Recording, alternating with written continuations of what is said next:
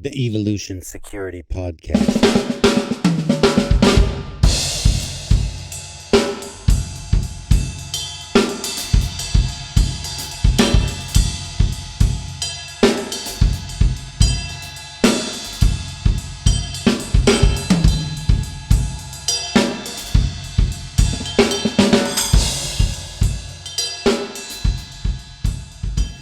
Hello, everybody. Welcome to the Evolution Security Podcast.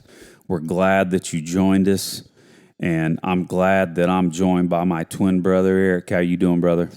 Doing great, Aaron. How are you doing this evening, man? Great to be with you as always. Oh, I'm ready to chill out, talk some good training information and guns. You know, all our favorite stuff after a long day at work. So I'm good to go. Awesome. So real quick, before we get into our show, we're going to go ahead and talk about our sponsors real quick.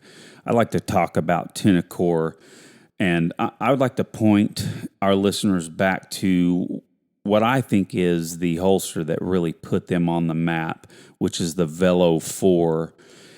It has won several awards as being the most innovative holster, and I have to say it is pretty amazing. Getting into appendix carry, you find out really quick that you really need the lateral and vertical camming features on the holster. And, their brilliant idea of molding those into the entire holster just makes for this real streamlined, simple holster that works well. And of course, it works under pressure. So go ahead and check that holster out and all the other holsters and equipment and training resources that they also have at tenacor.com. And if there's anything you would like to pick up there, go ahead and use EvoSec at checkout and get 10% off. Awesome, man. Well, I'll go ahead and mention Origin. Origin USA, they make the best jiu-jitsu gis on the market. The gis are made in the USA with cotton grown in the USA and woven on their looms. They also make jeans. They make boots. They have supplements, amazing supplements. Of course, Jocko being a part of that team, he started his supplements company with them. And we enjoy their Jocko Fuel products, Discipline Go energy drink. Man, I take Super Krill, their joint warfare, and now I have some of their Jocko greens coming my way. Aaron, do you happen to have any of that? I don't know if you tried their greens. I have actually. I'm at a class I taught the other day, and one of the attendees had some, and it tastes great. And I just placed an order today. I'm mad I forgot to put that on there. Awesome. Did they happen to use EvoSec 10 for 10% off? I believe they did. Awesome. Cool. Well, man, I think that does it for sponsors, man. You got another word for them? Yeah. We would, again, like to thank you, the listener, for spending time with us, taking your valuable time to listen to our show. We really appreciate the support. Now, we would like to ask you a favor. If you could go to iTunes and swipe down on our show and give us a rating and give us some feedback on there, we would really appreciate it. And that, of course, helps other listeners like you find our show and join in on the fun. Awesome. Well, ladies and gentlemen, we'd like to welcome Eric Gelhaus of Gunsite and Cougar Mountain Solutions to the show. Welcome to the show, buddy. How are you doing? Good, Eric. Thanks for having me. We appreciate it. Well, what I would start in saying is, man, this has been a long time coming. We've had difficulty getting you on here, not just with your schedule, but ours. So, man, it's finally awesome to have you on here, buddy. Yeah, between our schedules and a little bit of technical issues because of where I was last time, yeah, it's good to finally be here. No problem. So for a little bit of a background, Eric and I just recently attended the Rangemaster Instructor Development course back in November of last year, and Eric was the top shooter. just giving a little bit of background on him, he is an accomplished shooter and accomplished instructor, but yet he's out there training with us as well. So, that was really cool training with you, Eric. Thank you. It was good working with you. It was good working with everybody in the class. To be honest, I was not the top shooter. I got the top gun, which was based on the shooting and the academics.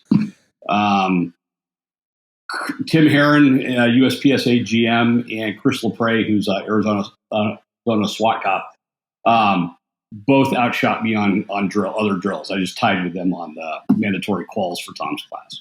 Well, see, now that humility there is awesome, Eric. And I will say, when we had Chris LaPrey on, he being the jokester that he is, he said, "Tell Eric I can test that." And of course, he's just BS. And so, yeah, that's a humble response, Eric. I certainly appreciate, and the audience, I'm sure, do as well.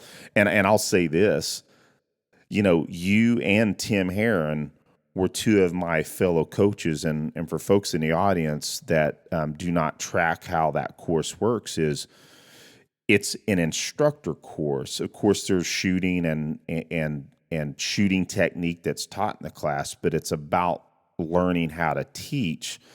And so I had three fellow coaches. Two of them, one was Tim Herron, who Eric mentioned, and the other was Eric. And Eric, I'll just say, you guys didn't give me much opportunity to learn how to coach. Oh, I'm sure you had some. I'm kidding.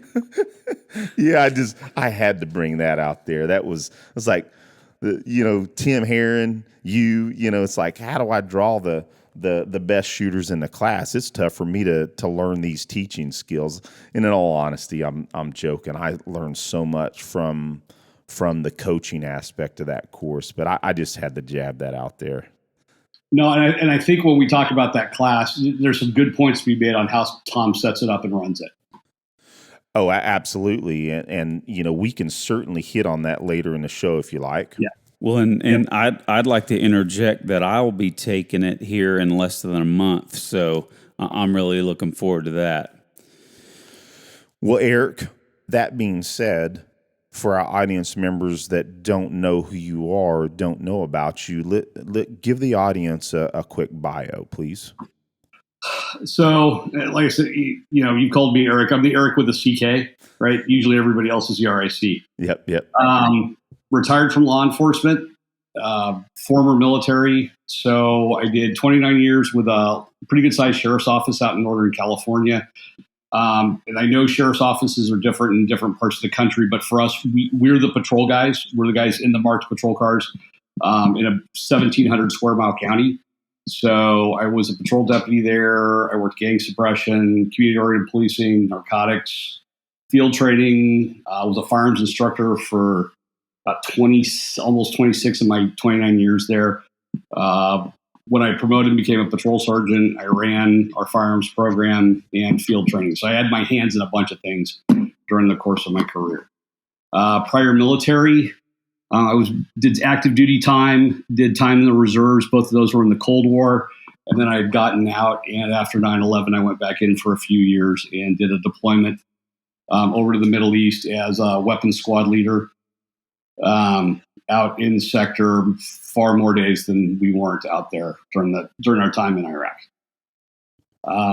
Academically, did college after the military. Ultimately ended up with a master's degree in public administration. My thesis was on communicating use of force issues to the public. Oh, cool. So that's kind of the big ones. Married, still live in the county I grew up, was born and raised in. I will be moving out of here hopefully soon to someplace less overly regulated than California is. Well, and we were kind of talking pre-show. I felt bad. I thought maybe I was jabbing at you a little bit about California, but we empathize with you. California is a beautiful, wonderful state. It's just too bad that the politics are as they are.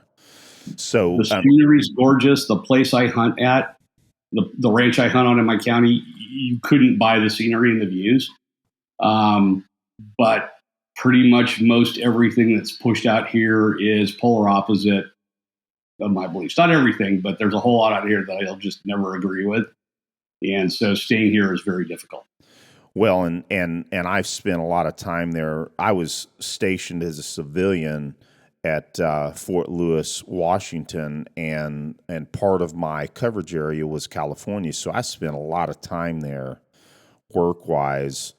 And I mean, amazing places like San Diego, one of my favorite places on earth. I just love that area. It's a jiu-jitsu mecca.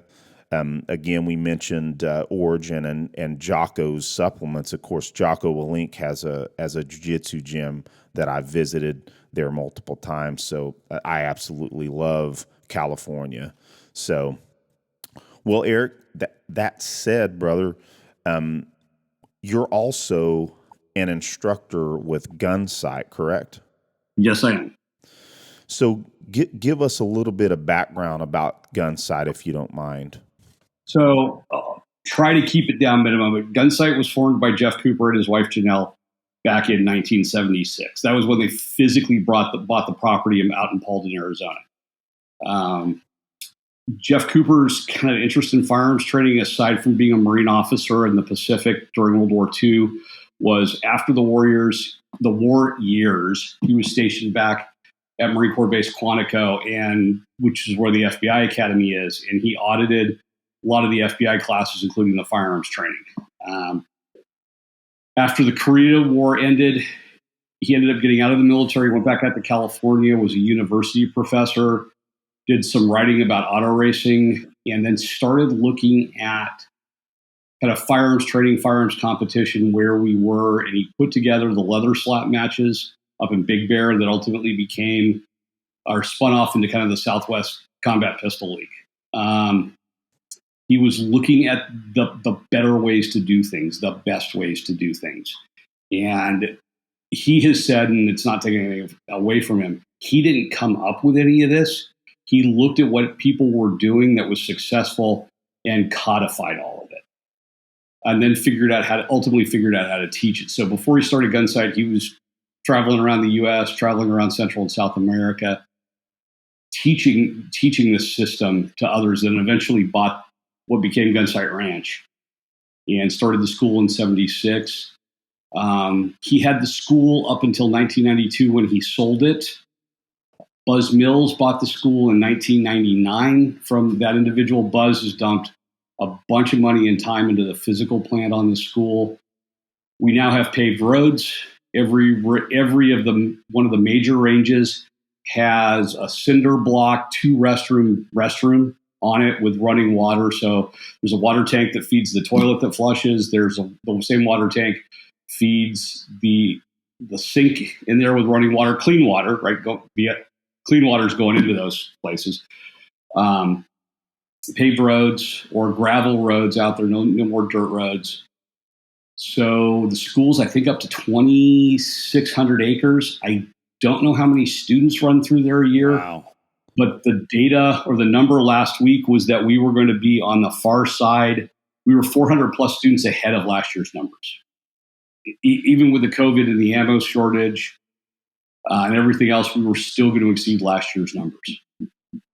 So, and I just got back from my 3rd multi-week stint down there this year teaching. How much time do you spend out there, Eric? When I was still working, I'd be doing good to get 2-week stints down there a year. Sometimes I might only get down there once. The last 2 years I've been down there. I've had 3 stints down there a year. So both of those last year were 2 or 3 week stints. This year I was down there for 3 weeks in May, 3 weeks in July and August, 3 weeks August, September. I came home for about 4 days, flew back down to run the range part of a media event for Crimson Trace last week. And then I fly back down there Sunday to do an intermediate pistol class. And that's probably going to be it for the year down there, but I'm not sure. It could change. So I'm curious. This is Eric. So you had this major increase over last year.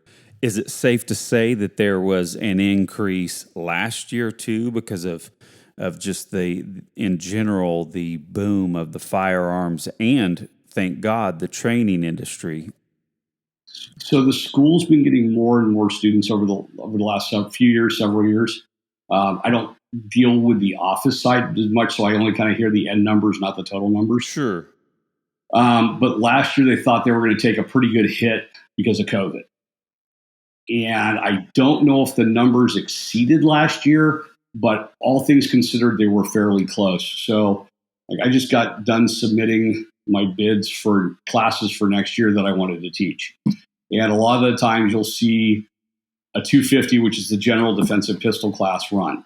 Well, now what we're seeing is anytime we have a 250 defensive pistol class on the calendar, you can almost guarantee there will be 2 sessions, because the first session will fill up. So we'll split it and run a second section.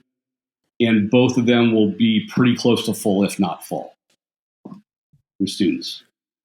So that's a lot of where we're seeing the increase is people coming out at least for an initial class with either pistol, carbine, or shotgun.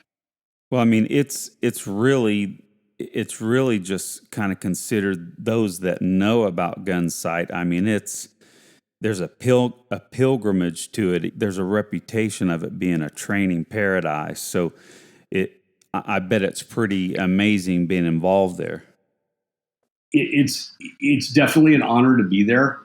I work with some really good instructors that have come up through the program. So that's one of the things is you can't just show up with a resume and, hey, I want to teach here. You have to come through the program as a student. And then the instructors will keep an eye on you. And based on your performance and your interactions, a lot of it has to do with your interaction with the other students. Like, are you somebody who's personable? Can you coach? Can you talk to people? As long as, combine that with your performance in the class, and then you can get invited on staff. There's an apprentice program where you come out and are involved in teaching multiple classes. Kind of think of it like field training for law enforcement, where you're mentored and evaluated, and then depending on how your performance is whether or not you get offered a position on staff. And then, like anything else, you have to continue to perform to stay there. Do you have a favorite course that you like to teach there? Right around the time I was getting ready to retire, I got asked to start a red dot program, red dot pistol program, or pistol mounted optics courses. So I wrote those lesson plans and have been the lead instructor for the 5 of them we've run so far. I like those. I really like the defensive shotgun class. Awesome. The shotgun, there's a lot of mythology out there about the shotgun, either way too much pro or way too much negative.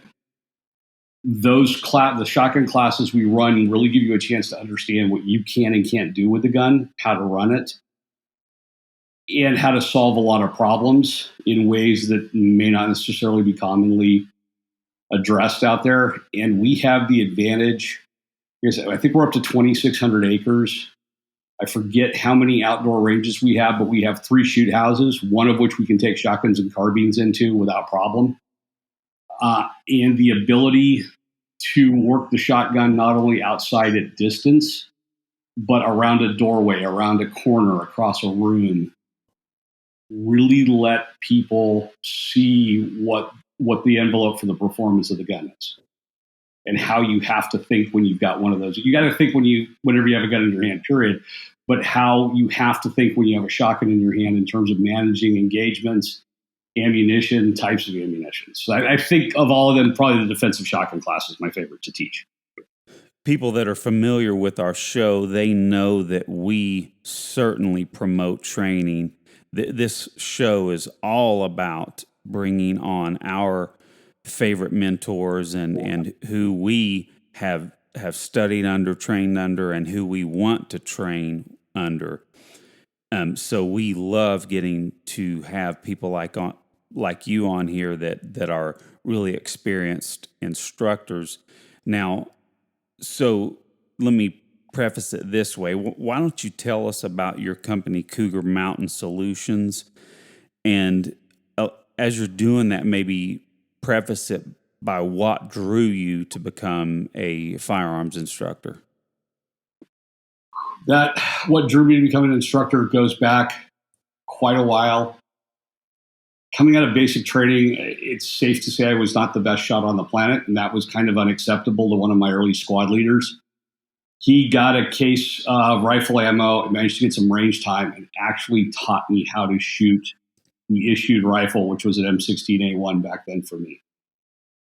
When I came back stateside, I got plugged into a slot where I was responsible for small arms, ammunition, and a couple other things like nuclear, biological, chemical stuff. And somehow that led to me getting tasked to do some coaching for the company shooting team.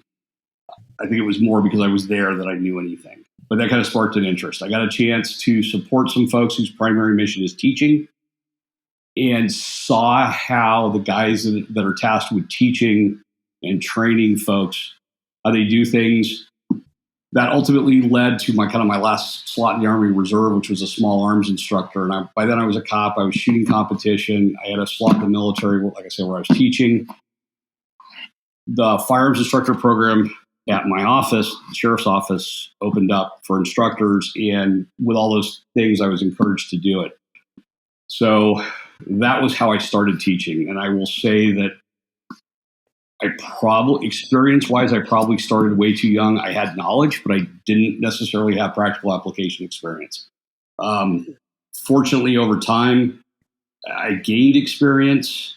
As I was going out, being a student, I was gathering more knowledge. And it kind of worked through my whole career where I was continuing to be a student, picking stuff up. With the company, Cougar Mountain Solutions, so it's named after a terrain feature. We've got it's a decent-sized hill in the south end of my county. I've spent a fair amount of time walking up and down one of the spin-off ridge lines from that, and that's where the name came from. But the reason for the company was, as I got closer to retirement, I needed a place to put teaching that I thought I would be doing away from Gunsite. Different subject materials more focused on some things that Gunsite doesn't necessarily have classes for, things that I wanted to teach. So that's why I spun up my own company. So what type of courses are you speaking of? So kind of a broad spectrum for decent normal human beings, or non-cops, non-mill. I have end user classes, predominantly in the low light range, which came about as a request and some contract stuff that I do, handgun, shotgun, carbine, and tactics in the low light world. I also have pistol mounted optics classes that I was asked to put together by folks outside of Gunsite, either other law enforcement agencies or trainers who were looking at what was being taught and looking at needs that they thought needed to be filled, and came to me with those requests. So it's end user stuff, both low light, pistol mounted optics, and then kind of across the board on pistol, carbine, shotgun. There's also law enforcement classes. Those are usually instructor based. So I have a low light instructor class. I have a pistol mounted optics instructor class. And here in November, I'll be going back to Georgia to teach a high risk stops, both dealing with high risk stops on pedestrians and vehicles instructor class for a sheriff's office back there. Yeah, that is a broad list of material. Now, you're kind of piquing my interest on the red dot optics on pistols. Now, we may be wearing our audience out because we've all just started, at least me and my brother have started getting into shooting red dots. And so it's been on our minds. We've had a few instructors on, like Scott Jadlinski, to talk about his philosophies. And I'm saying so I'm 48. And of course, Eric is, since he's my twin. We don't have the greatest vision. And the red dot, my first red dot changed my life. I mean, instantly, I would say my skills came back by about 30%, maybe more. I mean, it was palpable. So it'd be fun to talk about your philosophy in teaching, how it differs from iron sights, and hey, let's talk some fun gear, and let's hear what kind of pistol you like to run and what type of optic too, because that's fun for our audience. So I worked after I got back from Iraq. I ended up going to work for Aimpoint for 5 years in their military staff. I worked for Freddie Blish, who was a Marine officer, then with Aimpoint, then LaRue, then Robar. So I'm a big Aimpoint fan. My first optic on a pistol was an Insights MRDS on a 1911 with a dovetail mount back in the 2010 timeframe. I think the boreline sight line on that optic and pistol was close to what it is for a red dot on a carbine. Oh wow. It stacked pretty high up there by the time you stacked everything on top of the slide. 2011, we were having problems at my office with the issue pistol. Some of those were caliber based. And one of the suggestions I made was taking us to a 9mm pistol. Some of my coworkers were kind of like, wait, you, the guy carrying a 1911 and 45, are recommending a 9mm pistol? I'm like, yeah, there's reasons for it. Here's what they are. And a few guys I respected were very much like, hey, if you're serious about the 9, if you started carrying it, it might change some people's minds about it. Okay.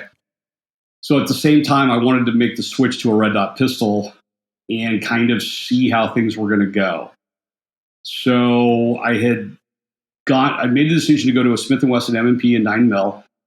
2 reasons. One, it had an external thumb safety on it, and having carried a 1911 for 20 plus years at that point, I was very comfortable with guns that had a thumb safety. My hand knew where to go with a thumb safety on the gun.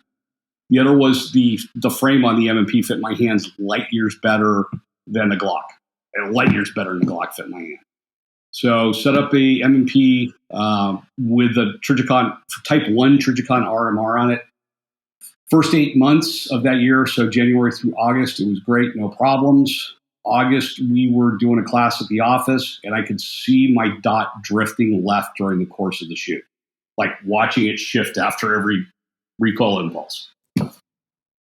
Okay, re-zeroed it, tried to shoot it again, watched it shift left. So sent it back to the factory.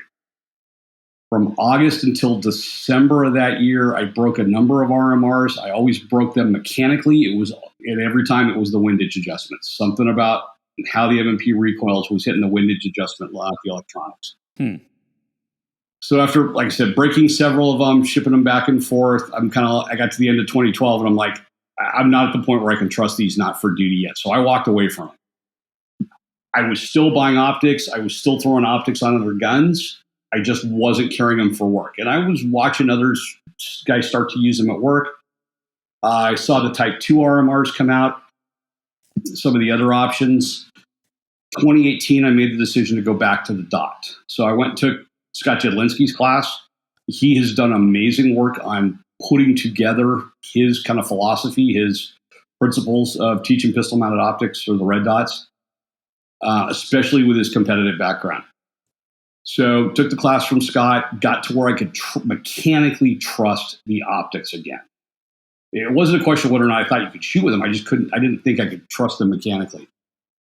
Then Aimpoint released the Acro, had a pistol cut for the Acro, and finished off my full-time career carrying an Acro on top of an Acro P1 on top of an M&P 2.0, which is still kind of my primary pistol.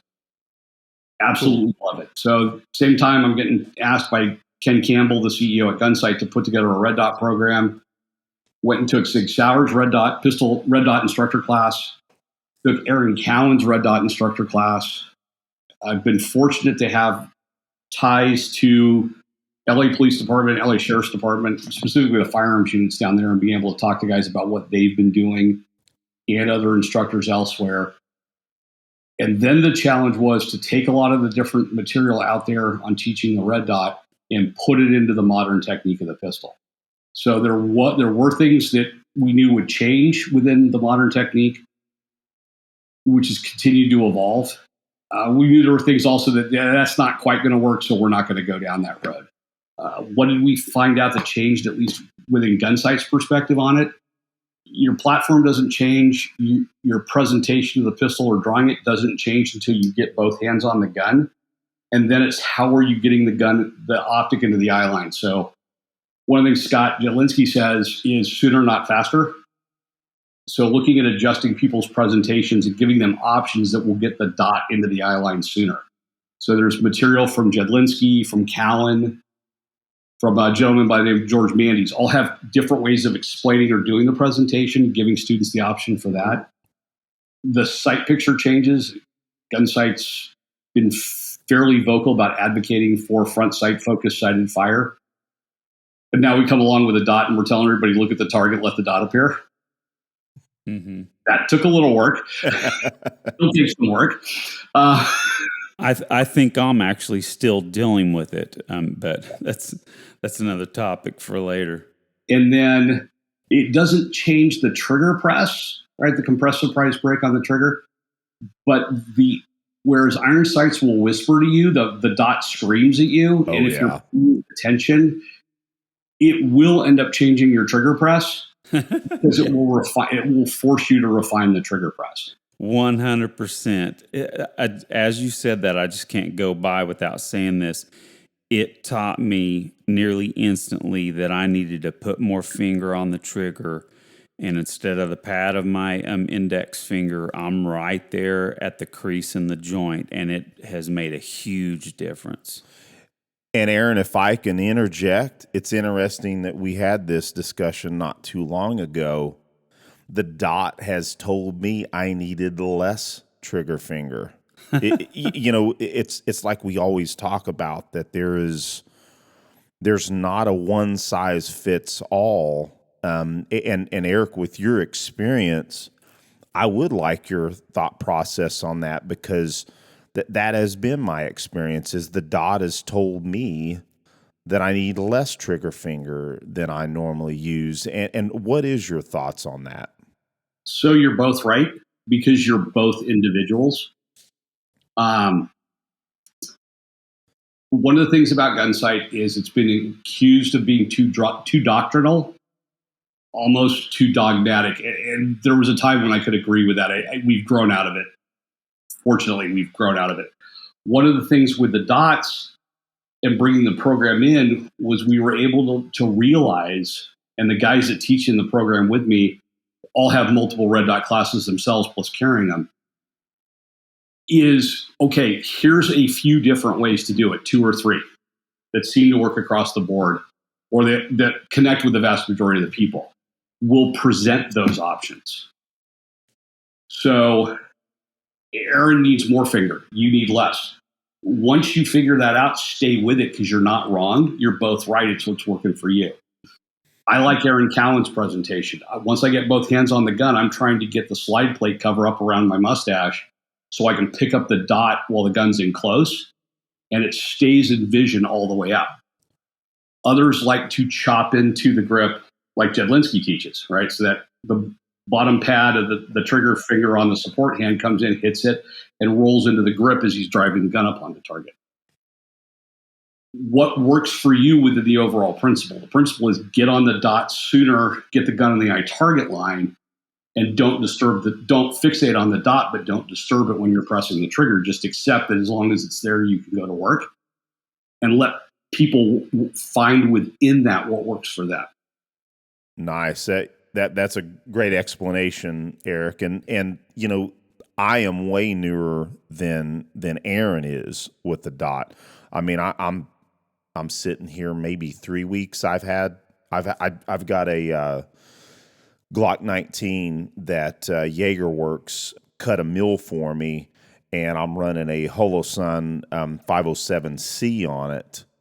And I tell you, it is all I've really done. I zeroed it. I've went to the range with it a couple of times, and I've mainly spent my time dry firing with it, mainly because I'm trying to get my presentation, and I'm letting the dot teach me what I need to do differently using a dot.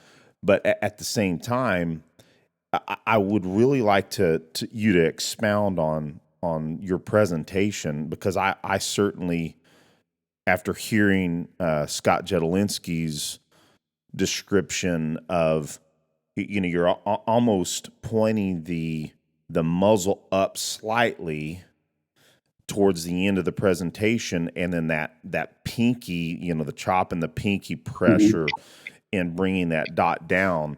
Can you describe a little better how your presentation works? Because I'm really curious about that. So I've taken stuff from Scott. I've taken stuff from Aaron Cowan. And the way we do the presentation, so historically the way the presentation was taught was you spend a bunch of time getting the grip on the pistol. Then you get the grip, bring the pistol out of the holster. Then you get the grip, bring the pistol out of the holster, rotate the muzzle. Then the hands would meet up and extend it. What we stole with attribution, or we took from Scott, was start with, I got a sight picture. Okay, now bring it back to what would be about count 4.5 on the Gunsite presentation, which is just below the jaw, somewhere on the upper chest. And work on just bringing the gun up and picking up the dot. So there's going to be a slight muzzle high, but I'm trying to get that barrel slide parallel to the ground or horizontal. And once people are finding the dot from there, then we bring down to where the hands meet up. And you can either chop in or drive the knuckle of the middle finger of the non-shooting hand, the shooting hand, drive the knuckle of the middle finger of the shooting hand, or come where you're bringing the gun up and out.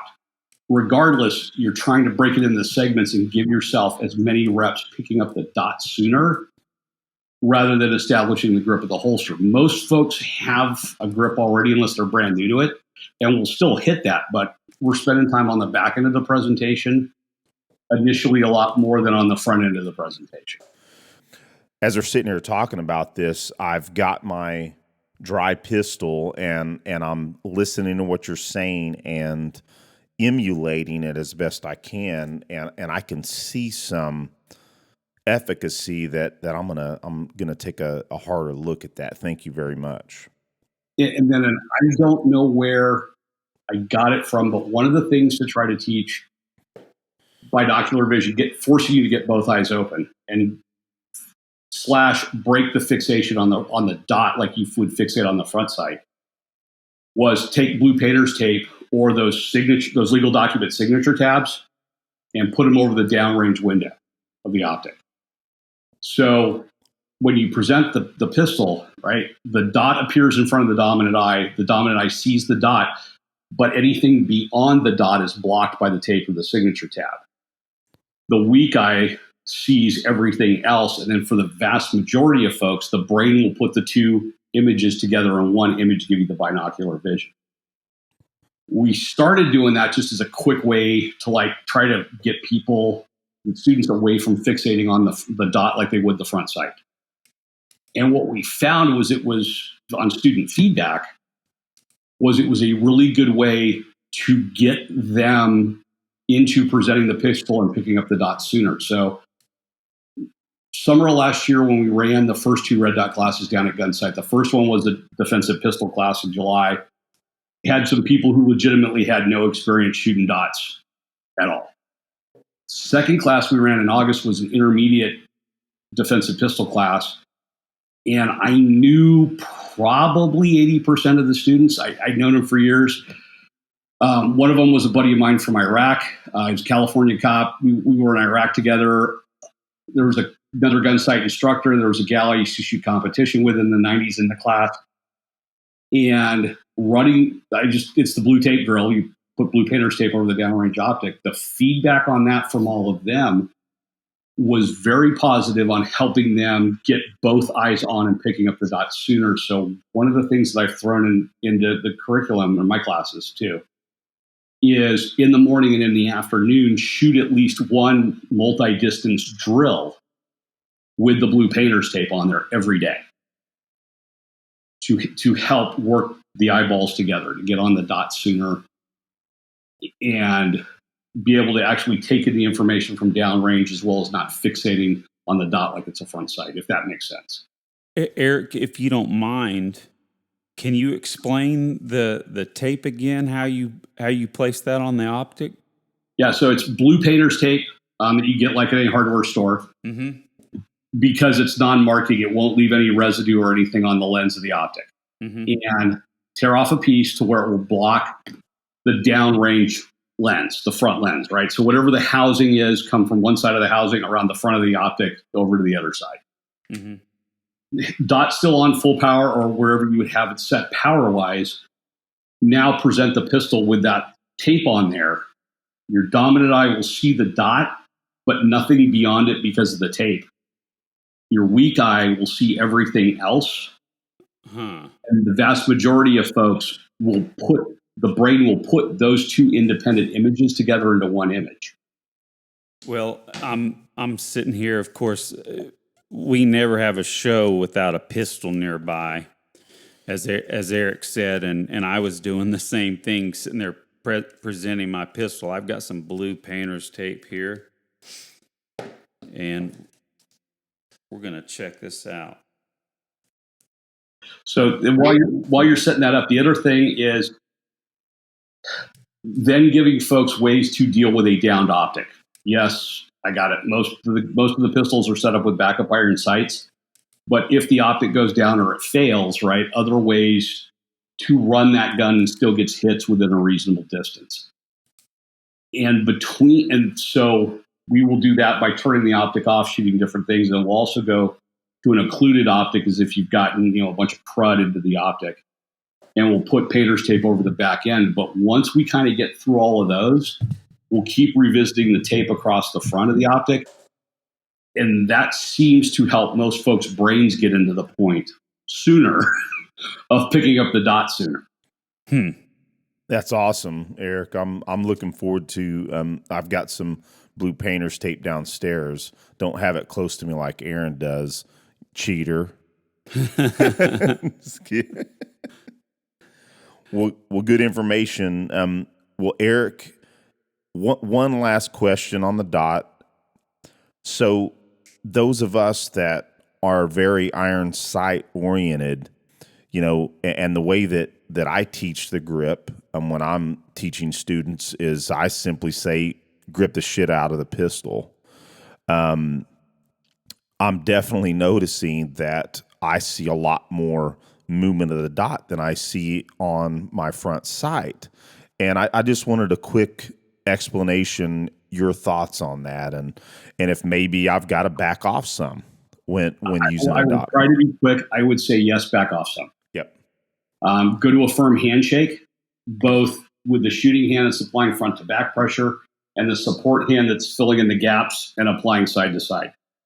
The other thing I would say is make sure, as best you can, that your visual focus, your visual attention is on the target or the threat rather than on the dot. The more you look at the dot, the more it seems to move. Oh, absolutely. Yep. So if you're squeezing it to the point where you're shaking and you're focusing on the dot, you're going to see a whole lot more movement. Most of the dots are like 3 to 6 MOA. Front sights are running 11 MOA plus size-wise. Aaron Cowan has a really good couple videos in his Red Dot instructor class where he shows you how much the dot moves versus how much the iron sight moves. And they're both moving a fairly decent amount, but they're staying within the head box or staying within the A zone. The difference is the dot, because it's so much smaller, looks like it's moving a lot more, and really it isn't. So I would just check the grip and check where your visual attention is. Yeah, I certainly have, and Chris LaPrey, when he was on the show, he hit on he even said focus on a point just above the dot was one of his recommendations. And in my dry fire practice, and I may be over exaggerating the movement of the dot, most assuredly, I do know at times that I am seeing more movement because of likely my grip pressure. But at the same time, I do certainly notice when I make sure that I have my visual focus on the target that there is a lot less movement for sure. When I show Aaron Cowan's video on the dot movement, one of the things I'll ask people while it's running is I'm like, would you accept hits where that dot is? And everybody's like, oh yeah. Okay. Would you accept hits where the iron sight is? Yeah. They're both staying in the same place. They're, and I'm not sure who I got this from because I know it wasn't an original thought on my side, but there's an expectation that somehow the dot will be absolutely perfect. The dot will appear in that 1 inch by 1 inch spot that we want the round to go. And that if it's not there, then we're not doing it right. But we would never ask, outside of shooting like bullseye for X's, we would never ask an iron-sighted pistol to do the same thing. We just have to accept it. So there is a drill I will run to try to show people that it's okay to not have a perfect sight picture. And depending on what optic, I'll either have you drive the dot to 12 o'clock, 3 o'clock, 6 o'clock, and 9 o'clock and shoot with the dot in those positions, or run the dot to all four corners and shoot at the same aiming point with the dot in that position. So instead of the dot being centered in the window, I'm making you cant the gun and drive it to where you're picking up the dot as far away from center as you can in that plane, and watch that at 5 or 7 yards, people are still shooting groups you can cover with the palm of your hand. And they're like, oh, it doesn't have to be perfect. Yeah, you just got to accept that it doesn't have to be perfect, and you can go to work. And see, Eric, that is exactly the type of visualization and cue that both us and our audience members need. So thank you for that. And frankly, excellent. When Gabe White was teaching myself and Brian a private, he had us do that with iron sights. Mm-hmm. And to me, as long as I've been shooting, that was a big eye opener. I'm gonna have to do that with a dot as well. That's great, Eric. Thank you. I threw that into our program at work several years ago because I was trying to explain to people that it was trigger control at least as important as sight picture, right? But as long as I had the front sight on the target somewhere, I could go to work as long as I had good trigger control. And I realized I had a couple students who were trying to go overly refined sight picture. Like you could almost see the mental micrometer coming out, trying to put the dot dead center of the window. And it's like, it's there, go to work. It's on the target where you want the rounds to go. Just let the shot happen. And that drill was kind of how I came up with doing it. Nice. Well, Eric, I think maybe we should go ahead and shift gears a little bit.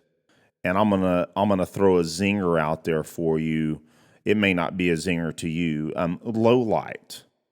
I know that I've kind of accepted, and I like using strobe myself. I wanted to know what your thoughts were on using the strobe, and if you think it has efficacy, and I just wanted your opinion on it. I was fortunate enough to take the Surefire Institute class when Ken Good taught it. So Ken Good and Dave Maynard were the two original SEALs at Combative Concepts.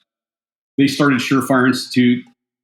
Dave, who I can only recall being like at shot one year or something, went off to other things. So it was Ken Good and Barry Duke, who still was Surefire when I took it. They did manual strobing in that class, and they were both very effective manually strobing the gun or the light. The mechanical strobing that comes on when you don't necessarily expect it, because of a couple companies that felt the need to put manual strobing into their products. Automatic strobing into their products drives me crazy. And yes, I know it's denying the bad guy information. The problem that I have with it is it denies me information. It interferes with my ability to gather information when that mechanical strobe comes on. I could see a place if you're working with a partner who's trying to move to get in position for something, for a manual strobe to be done, but I don't like a flashlight that automatically does it. Yeah, interestingly enough, you talk about the manual strobe. My brother and I took Travis Haley's vehicle darkness carbine course. And something that I did certainly take away from that was his methods of mechanical strobing and how that gave you an opportunity to, essentially flank the enemy with your light in your movement. And I did see efficacy, but I will tell you up front, Eric, I'm definitely not an expert at the use of light. And I definitely see I'll just say it this way. I see my lack of understanding that it's something that I think, maybe getting with you would help me better with that philosophy. I don't know what Travis is teaching. I will say that if you're working in pairs, if I can attract your attention with a manual strobe and my partner can move on you or vice versa, and when I say move on you, I'm talking about flanking you, moving circularly around to get to your side. I can see the benefit of it there, but by myself, I'll stick with just power on. Yeah, nice. Well, on that note, do you want to hit on some of the low light classes that you offer and kind of give a synopsis of that? Because I know that's something that you're also very passionate about. So, yeah, you can have a lot of problems in the low light environment if you aren't paying attention to stuff. And I'll cite Claude Warner on this. Claude was a former Army intelligence officer in the special operations world before it became the special operations world. He did business intelligence. He was the chief instructor at the Rogers Shooting School down in Georgia for quite a while. Claude's been doing a bunch of work on negative outcomes. And he starts his stuff, if I remember it right, is somewhere just on the far side of 90% of things that go bump in the night. You better be grabbing your flashlight before you grab a gun, because those numbers tend to point towards family members, neighbors, the autistic dude a block over, friends of family members, especially if you think back to when we were teenagers and some of the things that a lot of us did as kids. Both good and bad. Yeah. And because of the negative outcomes, that flashlight needs to come into play long before a gun gets picked up. Very excellent point, Eric. And I'll kind of add to that. I don't want to put words in your mouth. And that's not a weapons mounted light, right? No, that's a handheld light. But that's a handheld light that comes into play first. Once we get that into play, then we can work on some other things and switching between handheld lights and weapon mounted lights, how to search with a handheld, in the shoulder weapon.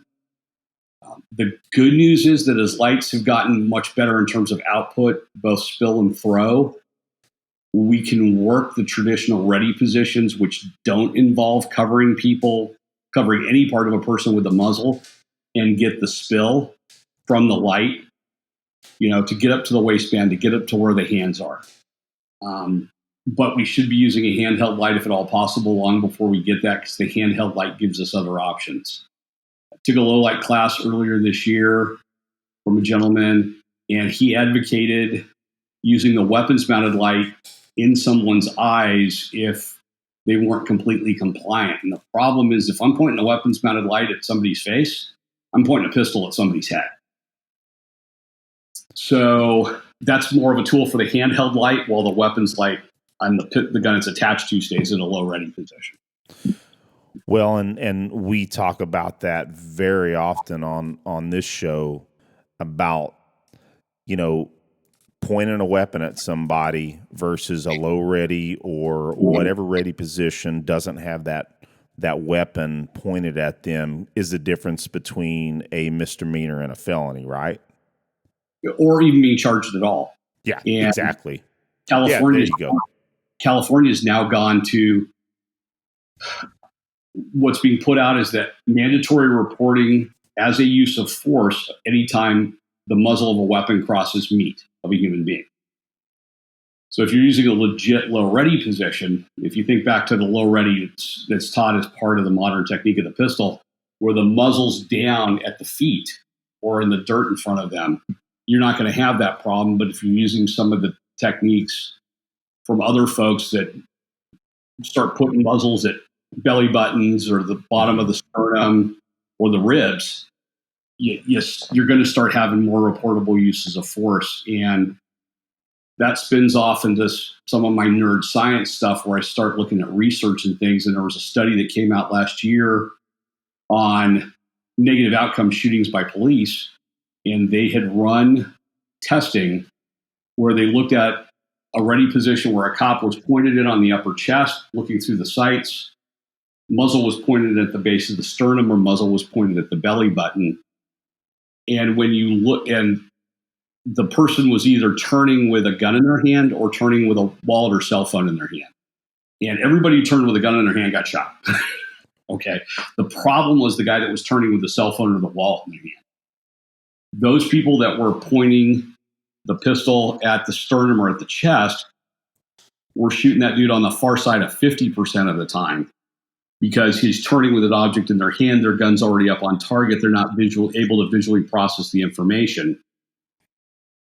The officers that had the muzzle pointed at the belly button were only, air quotes, shooting the subject 30% of the time, but they were getting better visual information. So they cut the bad shootings by more than 100%. I cut them in half just by having a much lower ready position. They were able to get better information. They had more time to make the don't shoot decision. So ready positions do matter. Well, I'd like to add to that, Eric. That's why I like the fact, and we're going to hit a little bit more on the Rangemaster instructor course you and I attended together. But I love the fact that Tom Givens enforces a lot of drawing to the low ready, but he was very adamant. I'm sure you remember with his terseness, where he wanted that low ready, and it definitely wasn't he wanted to make sure that it was not pointing at the target or the notional person themselves, which I really appreciate, and we've included that certainly in our curriculum as well. Well, Eric, on that note, we hit on at the beginning of the show about the Rangemaster class, and I'll hit this question starting with the fact that you're an accomplished instructor, an accomplished shooter, but yet you continue to train. And we espouse this ourselves, but more importantly, we seek out instructors ourselves that continue to train. So with all the years of teaching, you showed up at the Rangemaster class for your continued education, and you hit on a couple of points that I wanted your opinion on. You kind of alluded to how you felt Tom set that class up, and I'd like your opinion on it, because frankly, it was my first instructor development class in firearms. And so I want your input on your thoughts of the class.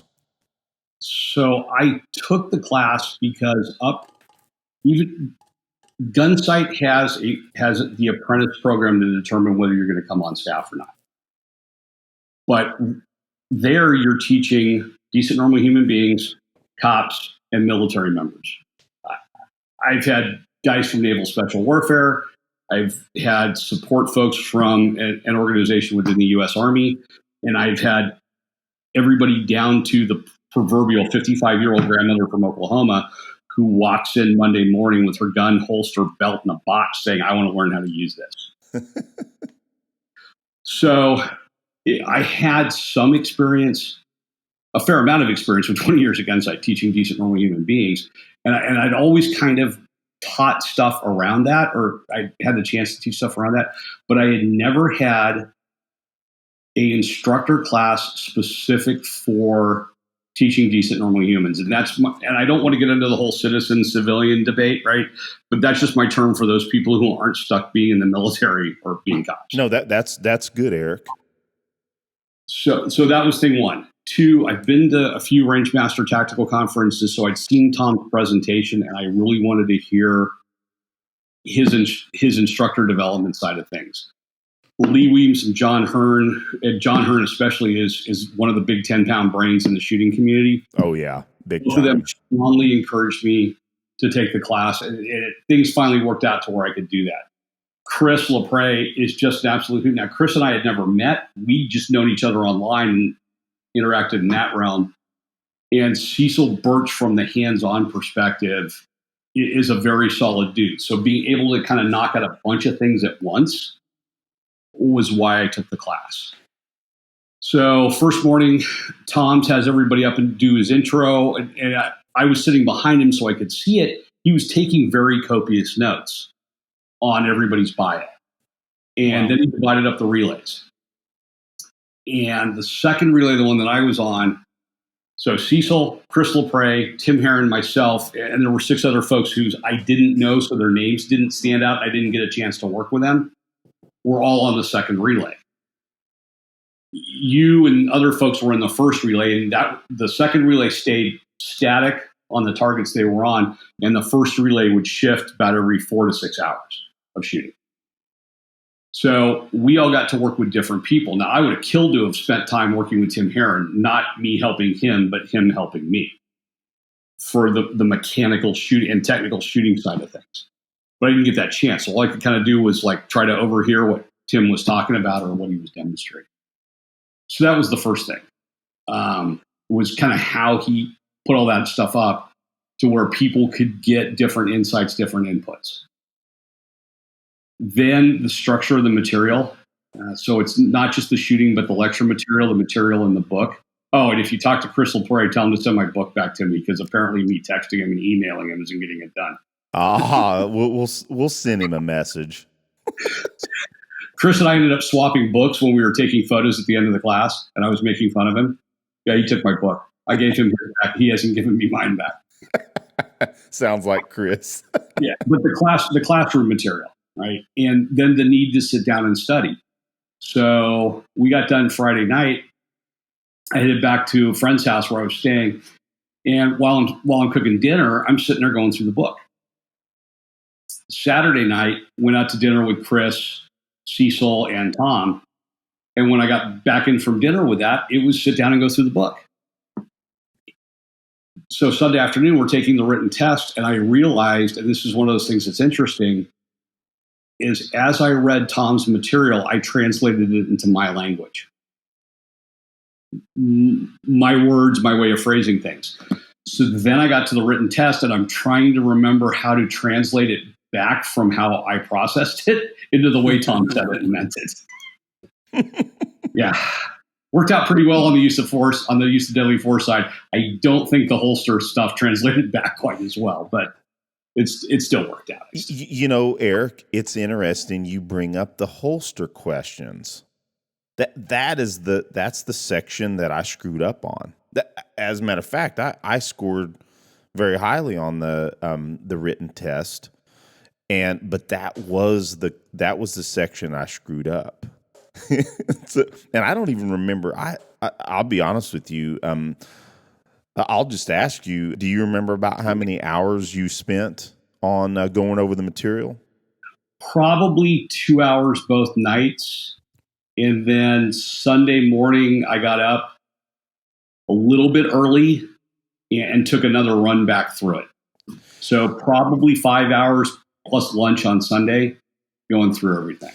So I am, full disclosure, I do well academically, but I spend a lot more time than a lot of folks. I would say I probably put in 7 hours. Okay, maybe, that's not unreasonable.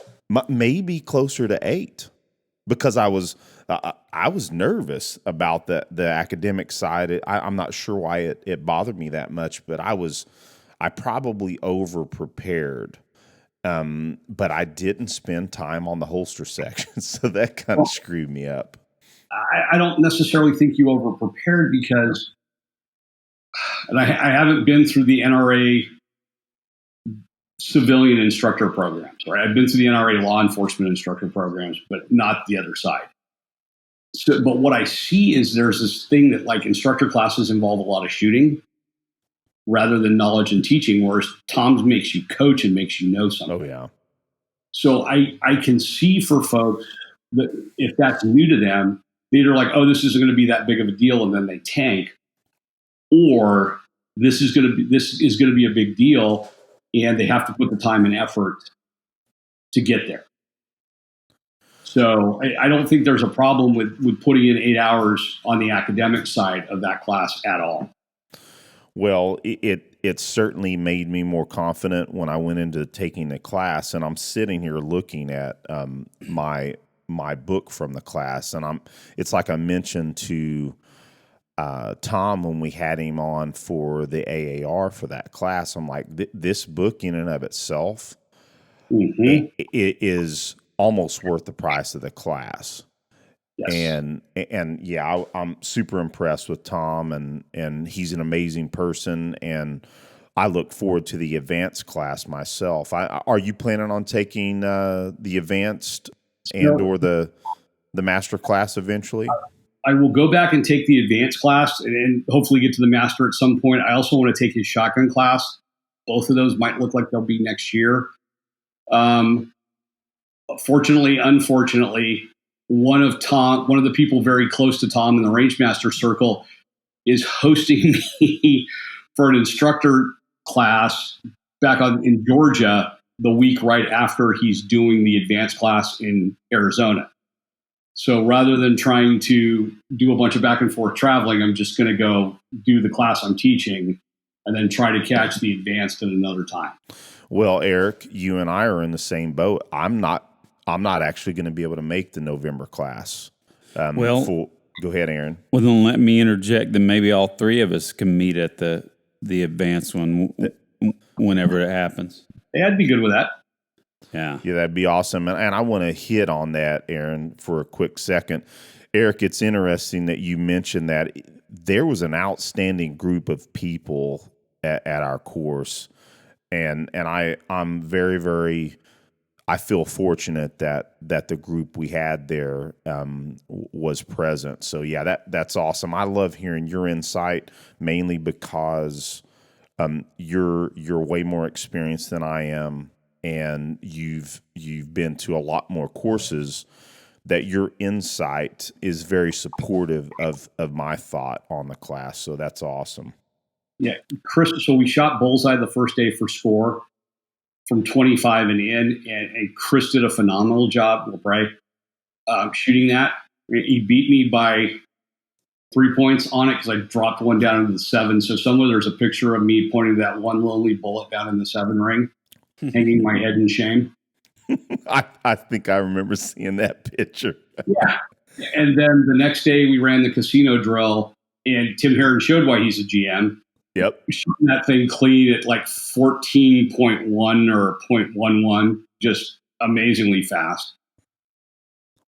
Yeah, Cecil was there. There were a bunch of other good shooters in the class. And unfortunately, because I didn't know them, their names didn't stand out the way the people who I knew or had been hearing their names for years had. We shot the 2 quals Sunday morning. So, the FBI instructor qual that Tom had a hand in developing, and then the Rangemaster qual.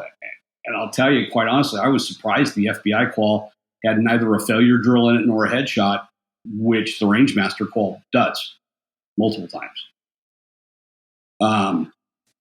But, we shot those, and then we went back to the classroom to finish up everything else. So, no, it was a very solid group of class. Good guys that pushed everybody else. It was great shooting with everybody in that class because they're all doing such a good job. Well, and speaking of the FBI qualification, I was quite surprised getting exposed to it a little bit before the class. I'm pretty impressed with the FBI 2019 qual. Again, it does have a few areas like you mentioned, the lack of the failure drill.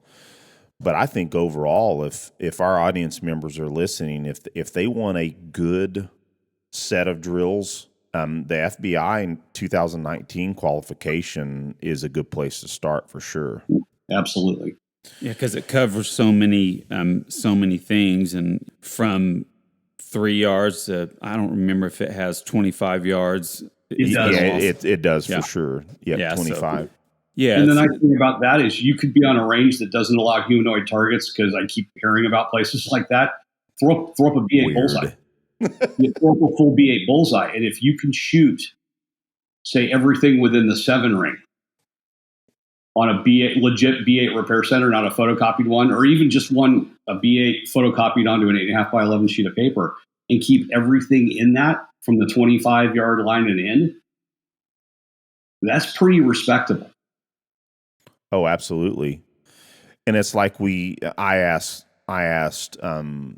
Tom when he was on the show, because we want to push people to go and attend courses like Tom's if they're aspiring instructors, and to kind of give them a gauge on what the difficulty might be. And so I use that as an example. I actually use the example of, if you can, pass the FBI qual with a good percentage of your hits within the A zone. And he corrected me. He's like, well, if you can pass the FBI qual as it is stated, which is the bottle target, then he said, by the time you make it through the instruction of the instructor course, you should be able to pass the Rangemaster qual. Yeah. Oh, absolutely. So Eric, real quick, I think we're getting a little bit long in the tooth, but there's a couple other questions we have, and I would be remiss if I didn't mention your new drill that you put out online, which you're calling it the 2x3, correct? Yep. 2 rounds, 3 different ways. So let me say that I have not had an opportunity to shoot it yet. Yeah. So I'm a little bit range challenged here in my new location in North Carolina, but I think I should have that shot within the week, and I will definitely let you know. I don't see myself doing real well on it yet. I'm just going to be frank with you, okay, Eric. Say again. No, that's okay. I didn't come up with that drill, and I'm not bagging on the very high level technical shooters. That drill's not for them. That drill is for folks who have very little experience with red dots and folks who have some or a fair amount of experience with red dots, to try to work getting the optic and the eye target line from the holder, breaking that visual apart, which is why the reload's there, reestablishing it with both hands on the gun, breaking that apart with the second reload, and then doing it with the support hand. So you're having to acquire the sights on 3 different occasions, and we're forcing that by putting the reloads in. Yeah, that's awesome. I thought that might have had something to do with it, but that's a brilliant way of putting that in there, Eric. And I will say, as I've been dry firing, I haven't shot it yet, but I've dry fired it several times. And what I will tell you is that I thought through it. I'm like, man, I know this is the reason Eric is doing this, at least my thought process. The fact that the first shot is strong hand only, or the first 2 rounds, to me, it's like, oh, this is more difficult than picking the dot up with 2 hands, number one. And the fact that you're having that first shot out of strong hand only really reinforces you picking up the dot properly. And I thought that was a brilliant way of designing a drill. I will tell you, it really has taught me a lot on how I'm, as a beginner dot shooter, implementing that technique. And I will say this, for me as a very iron-sighted shooter, I think I wouldn't have as much of a challenge shooting iron sights, because that's what I'm used to. But I understand why, or at least I think I understand why you designed the drill was for picking up the dot properly. Am I correct on that? Yes. And there's a little spillover to the low light world, where you're going to be searching with a handheld, and then the problem develops, and that pistol very likely is coming out, at least for the first couple rounds, strong hand only. So while it's not a low light drill, there's some carryover, at least on the presentation. So we talked about the drill, but we didn't talk about it. Yeah, For the audience, If you're willing to announce it on the air, go ahead and describe it, and we can even have it in the show notes if you're okay with that. It's up on my YouTube channel. It's also up on my Facebook page. The drill, and I think I put it up on Instagram too. The drill is 7-yard line, shooting on a B8 or an A zone. Draw strong hand only, fire 2 rounds to the B8 or the A zone. Speed reload. I was doing it all slide lock in the video, but you could do it in battery speed reload as well. Once you complete the speed reload, 2 hands on the gun, fire 2 rounds. Speed reload again, transition the gun to the support hand and fire the last 2 rounds. All 6 trying to go into the black on a B8 or the A zone. What we came up with was times was I had some real good dudes shoot it that were targeting stuff under 10 seconds, at 10 seconds or under it. I had some folks that were newer to the dot shooting well on the far side of 12. So the way I announced it and the way it's on the video is if you're new to the dot, work until you can do it in 12 seconds. Then work on other things. If you're experienced with a dot, work on trying to do it in 10 seconds and then go work on other stuff. I'm sure there's people out there that can shoot that in 7 or 8 seconds. Rock on. It's not for you. I'm sure there is, but you know what? That's not the audience that we're most concerned about. No. I'm trying to get it to your working street cop, your homeowner who's coming out with a Glock 48 or an M&P shield with a dot on it, right? Like, can you do that? Can you get the gun that's in your duty holster with a dot on it out and work those problems? That's what that drill's for. Nice. Well, I like it. Go ahead, Aaron. I was just going to say, yeah, it's a brilliant drill, and I am going to the range, I think maybe on Friday, and I'll have to throw that in myself. Yeah, and I know, Eric, you've seen the video. I had one of the guys I teach with down at Gunsite. We used to work together in the sheriff's office up here. He has his own company down in Southern California doing things similar to what I do. Yeah, I had him with me shooting it, and his time was fairly close. I don't remember what the exact numbers were, but he ran it as well as part of that whole segment. Well, it's an excellent drill, Eric, and I'm looking forward to making it a part of my my repertoire, if you will. So, yeah, thanks for putting that out there. And if you're okay with it, we'll certainly put it in the show notes. Yeah, absolutely. It may be the only original thought I've ever had, and even then it's taken other people's thoughts and putting them together. I ran it past Dave Spalding when I first started working on it and was refining it. And what Dave told me was that he was not aware of anyone else with a pistol-mounted optic specific drill that ran those problems. Cool. Well, you definitely deserve some accolades for it, Eric, and we'll push it out to our audience for sure. Thank you. Well, Aaron, what you got, brother? Well, this is the most important part of our show, Eric. All right. So, what are your top 3 favorite bands or musicians? With the caveat that you could take a tune and seal it in a 5-gallon bucket and hand it to me and I couldn't carry it. That doesn't matter. I like music. I just can't do it. So Jimmy Buffett's probably been one of my favorite musicians for years, going back to high school. I've had a chance to see him play a couple of times. His stuff is super relaxing, not only in the work world, but I've also listened to him overseas to come down off of stuff. So it's very, very positive associations with him. Without going into which specific member, I was fortunate enough to run a CCW class for a member of Metallica. What? And his spouse. Yep. You have to tell us offline. She was an absolute princess. She was probably one of the neatest people I've ever run into.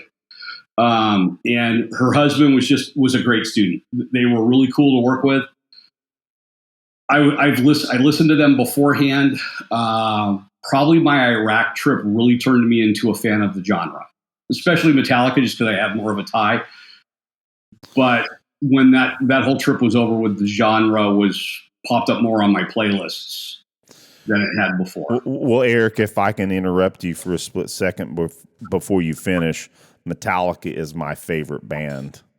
So I'm sitting here in the room with my drums that give me a lot of a lot of inspiration, and I think of Metallica a lot. So that's really cool.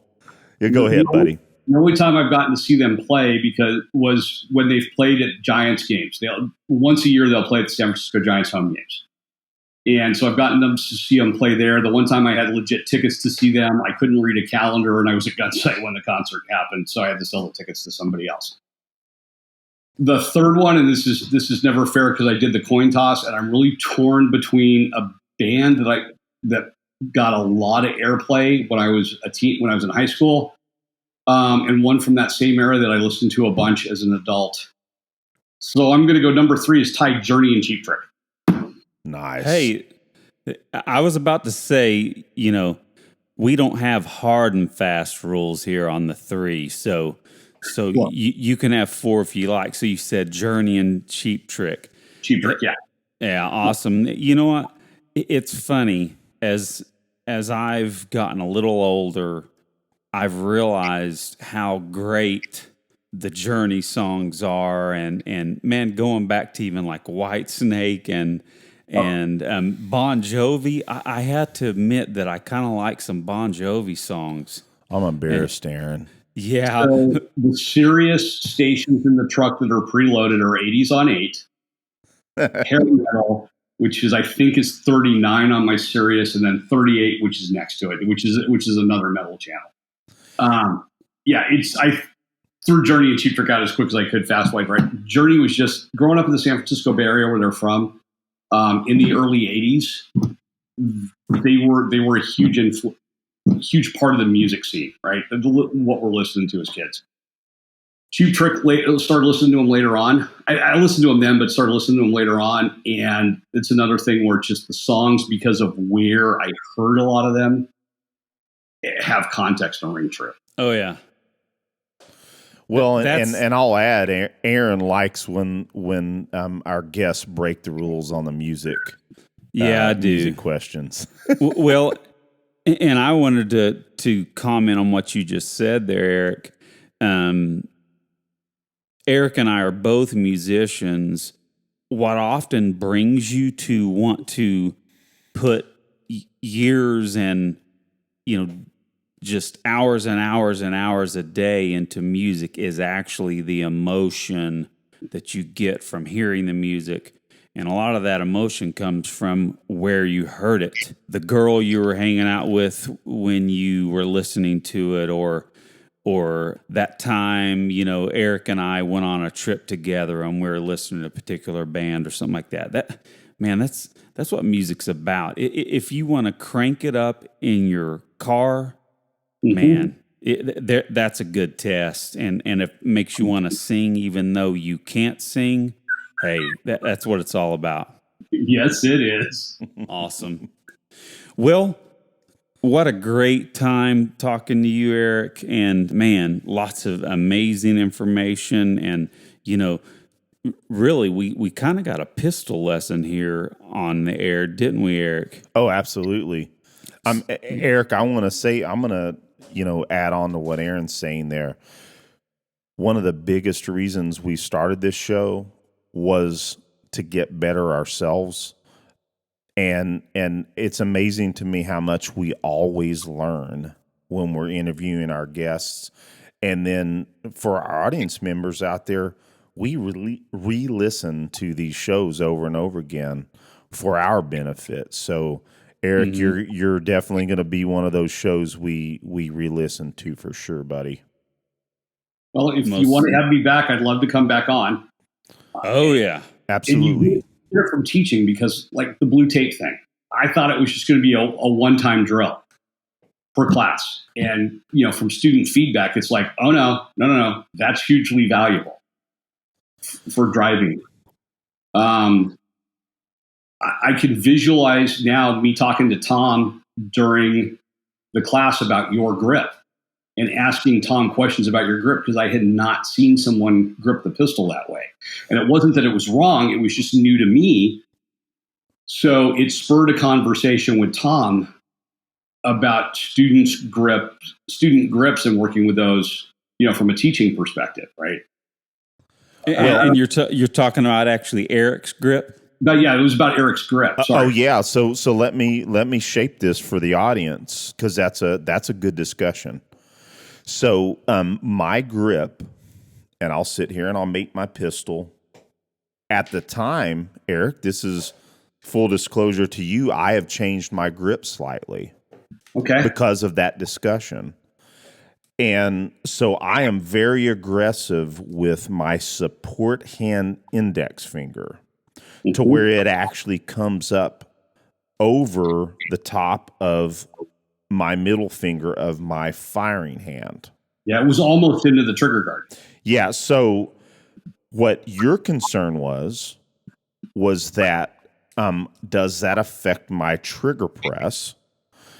And what I would tell you is that I think that 90% of the time it doesn't, but I think that the other 5 to 10%, I think it may.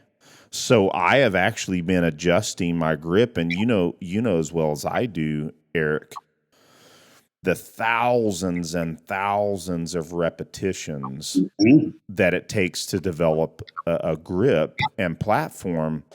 It's myelinated. Yep. And so absolutely. So that's awesome you brought that up, Eric, because it has caused me to change my grip some. So thank you very much for that. That was, I'm glad you brought it up. And that's one of those examples of learning, right? Because Tom gave me some good feedback on it. I got to, in regards to my question, I got to hear your reasoning for it. I'm like, okay, it still looks odd to me. I'm still not terribly comfortable with it, but it was working for you. You know, I'm glad that you had the discovery stuff on it on the back end. But no, you're right. Changing one's grip is difficult. And I've gone during the course of my career from a 1911 to an M&P with a thumb safety to a Glock.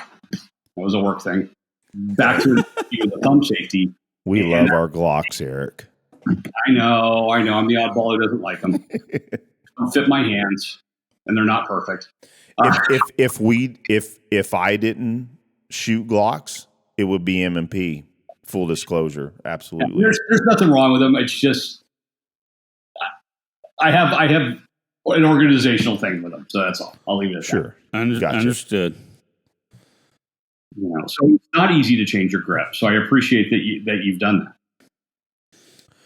And I think it's helping me for sure. I definitely still have the understanding of why I use that aggressive support hand grip. But I think at especially precision shooting, I think it affects me even more. Shooting fast, I don't think it affects me that much. Shooting precision, most certainly, Eric. Yeah. Well, guys, we've kind of taken this interview fairly long, so I'm going to make the executive decision, Eric, that we're going to catch up with our accountability on the next episode. Does that sound all right to you? Yeah. Oh, yeah. Okay. Good deal. Well, Eric, thanks so much for coming on. We've had a blast chatting with you, and yes, we look forward to having you on again sometime because, hey, we've learned so much, and again, like Eric said, we are here to learn, and we're here to bring our listeners along with us. So thanks again, buddy. You are welcome. I very much appreciate you guys having me on and suffering through all the technical difficulties we had to get through it. Not a problem, Eric. It was a pleasure having you, brother. We will definitely have you back on. You have a good evening, and thank you for your time. You are very welcome. Have a good one, guys. Take care. All